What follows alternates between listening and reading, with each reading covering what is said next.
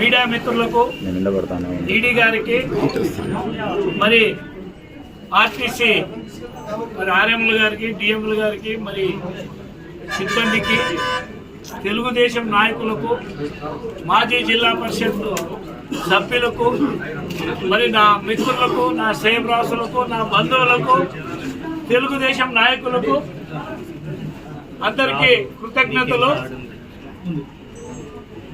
40 సంవత్సరాలుగా తెలుగుదేశం పార్టీలో ఒక సామాన్య కార్యకర్తగా నా ప్రయాణం మొదలైంది.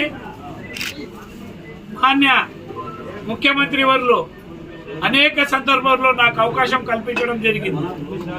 జెడ్పీటీసీగా, జిల్లా పరిషత్ చైర్మన్గా, ఈరోజు రీజనల్ చైర్మన్ కడపకు నియమించడం జరిగింది.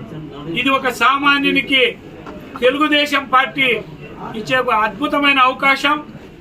సోషల్ ఇంజనీరింగ్ అంటే తెలుగుదేశం పార్టీలోనే మహానుభావుడు కీర్తిశేషులు నందమూరి ఎన్టీ రామారావు గారితో నుంచి నేటి వరకు తెలుగుదేశం పార్టీ అట్టడుగు వర్గాలు, బీసీలు, ఎస్సీలు, ఎస్టీలు అందరికీ రాజకీయ చైతన్యం ఇవ్వడమే, రాజ్యాధికారం కూడా ఇవ్వడం అయినదని ఈ సభముగా తెలియజేస్తున్నాను.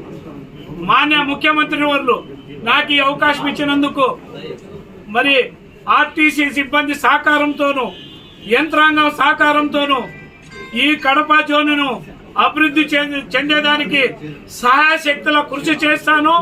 మరి ముఖ్యమంత్రి గారు, ఉప ముఖ్యమంత్రి గారు, మరి బీజేపీ పెద్దలు, మరి ముఖ్యంగా మా యువ నాయకుడు, యువగళం పాదయాత్ర సారథి నారా లోకేష్ బాబు గారికి అందరికి కూడా కృతజ్ఞతలు తెలుపుకుంటూ సెలవు తీసుకుంటాం.